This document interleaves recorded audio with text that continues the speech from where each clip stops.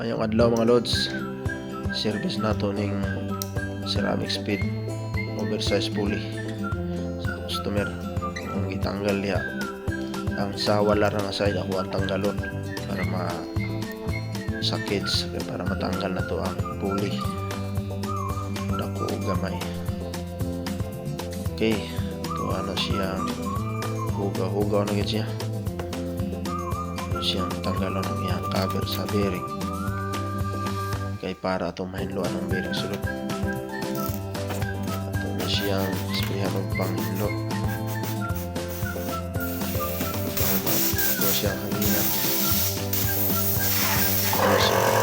para matanggal ang ito ang i-spray po. Mahinloan po sakto ang bearing niya. Okay mga lods, limpyo na ang ato ang bearing, mahinloan na ang cover.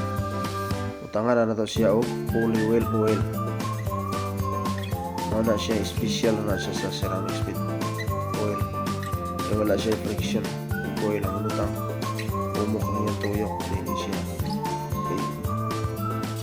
Ceramic na muna ang bearing. Dapat kanarang nga ibutangin siya. Special na nga brand. Okay, hinluan na to siya bago na to ikabit. Hinluan na to, ito lang ikabit. Dapat sa isakto nga naman ay arrow guide ang pulley sa ubos ug sa taas. Dapat dito na to siya ibutang sa sakto nga arrow, kayo dili man sakto mugawas ang kadena o disalign ang kadena. Okay mga lods, salamat sa pagtan-aw.